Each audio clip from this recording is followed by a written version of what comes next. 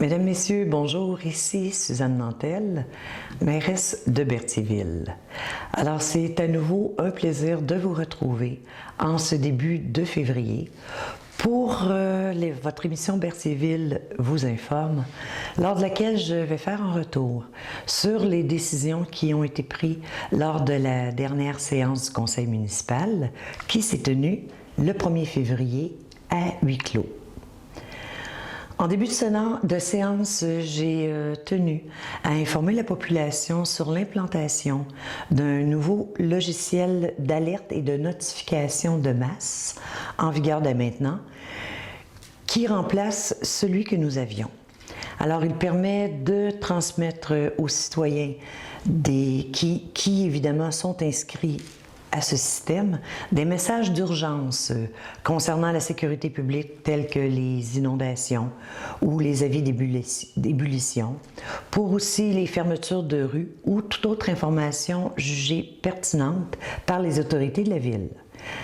Alors, le système nous permet de rejoindre les citoyens dans un secteur visé si besoin. Alors, pour être informé en ce sens, si le mardi 2 février à 18 h, vous n'avez pas reçu de message test, soit par courriel, par texto ou par téléphone, c'est que vous n'êtes pas inscrit à ce logiciel d'alerte. Alors, je vous invite à vous y inscrire et à suivre les directives qui apparaissent sur le site web de la ville ainsi que sur notre page Facebook. S'il vous était impossible de le faire, je vous invite à communiquer avec nos services en composant le 450-836-7035 sur les heures d'ouverture et nous vous accompagnerons dans la démarche pour vous inscrire. Autre information, à savoir qu'en début d'année, la Ville de Berthierville a entrepris une démarche d'élaboration d'une politique familiale municipale pour améliorer la qualité de vie des familles bertholaises. Alors, entre le 1er et le 29 mars, vous serez donc invité à répondre à un sondage en ligne à ce propos sur le site web de la Ville. Des questionnaires papier seront aussi disponibles au bureau de l'Hôtel de Ville ainsi que distribués auprès de certains organismes en lien avec leur mandat auprès des familles. Nous avons débuté notre assemblée régulière en autorisant un déboursé de 2 000 $ comme appui financier à la Société de conservation, d'interprétation et de recherche de Berthier et ses îles pour l'année 2021, mieux connue sous le nom de la Serbie. Alors, fondée en 1985, elle gère et protège les sentiers pédestres situés sur l'île de la Commune et l'île du Milieu, sentiers qui peuvent être empruntés tous les jours, été comme hiver. Nous avons aussi accordé à l'organisme des bassins versants de la rivière de la zone Bayonne un soutien financier relatif au nettoyage des berges pour un montant de 500 $ à titre de partenariat environnemental. Ce projet vise au cours de l'été 2021 à procéder au nettoyage des embouchures des rivières Bayonne, Chaloupe et Chicot. Des bénévoles et des citoyens seront alors sollicités pour une journée de travail, tout en découvrant l'écosystème de l'archipel. Alors, l'appui financier permettra à l'organisme de disposer adéquatement des rebuts récupérés sur les berges de notre municipalité. Dans le cadre maintenant de notre politique de dons et de commandite, un montant de 4 000 $ a été accordé au comité Berthier-Villeneuve pour les activités du musée pour la saison 2021, ainsi que pour la visibilité donnée à la ville de Berthierville. Suite à un avis de la Commission municipale du Québec concernant la révision périodique d'une reconnaissance aux fins d'exemption de taxes pour l'activité exercée par le comité Berthier-Villeneuve incorporé sur le territoire de la ville de Berthierville et selon l'article 243 23 de la loi sur la fiscalité municipale et du pouvoir dévolu à la dite commission, nous avons informé la Commission municipale du Québec de notre appui à la demande de reconnaissance de la demande déposée par le comité Berthier-Villeneuve Incorporé, exclusivement pour la partie de l'immeuble dont l'activité au musée Gilles Villeneuve est exercée, et que de plus, nous ne serons pas présents advenant la tenue d'une audience. Comme plusieurs travaux d'entretien sont confiés au secteur privé en vue de la planification de la prochaine saison, nous avons autorisé un processus d'appel d'offres sur invitation à l'égard des secteurs suivants pour la saison 2021, soit l'entretien des espaces verts, les travaux de rapiéçage d'asphalte, le balayage mécanique des rues et les travaux de réfection des trottoirs et bordures. Le conseil municipal étant toujours soucieux de la propreté de notre ville, nous avons autorisé la directrice générale à signer pour et au nom de la ville le contrat de nature technique ainsi que le permis de voirie du ministère des Transports du Québec, permettant à la ville de Berthierville d'exécuter des travaux de balayage des chaussées sur les routes provinciales situées en secteur urbain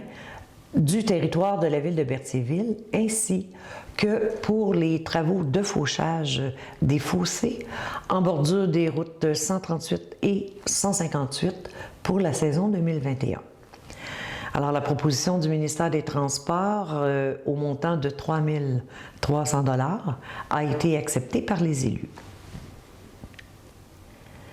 Par la suite, nous avons autorisé la directrice générale à signer pour et au nom de la Ville les permis de voirie pour tous les travaux dont les coûts estimés de remise en état des éléments de l'emprise n'excèdent pas 10 000 $ et de confirmer l'engagement de la Ville à respecter les clauses du permis de voirie et à demander, lorsque nécessaire, la permission requise. Ces travaux sont pour ceux exécutés dans l'emprise des routes qui sont entretenus par le ministère des Transports du Québec. Il a aussi été question d'autoriser Mme Sylvie Dubois, directrice générale, et Mme Marie Gauvreau-Leblanc, directrice des loisirs et agente de communication, à demander à la Sûreté du Québec des informations relatives aux antécédents judiciaire, et ce, particulièrement lors de l'embauche du personnel œuvrant auprès de personnes vulnérables. A aussi été retenu d'autoriser la directrice des loisirs, Mme Gauvreau-Leblanc, à présenter une demande pour le programme d'appui aux événements récurrents de la MRC de Dautré pour le spectacle prévu de Grégory Charles et à signer tous les documents au nom de la Ville. Nous avons par la suite procédé à la nomination de messieurs Nicolas Desrosiers et Michel Rochelot, tous deux résidents de Berthierville, à titre de membres du comité consultatif d'urbanisme pour une période de 2 ans, se terminant le 1er février 2023. Nous avons aussi octroyé à la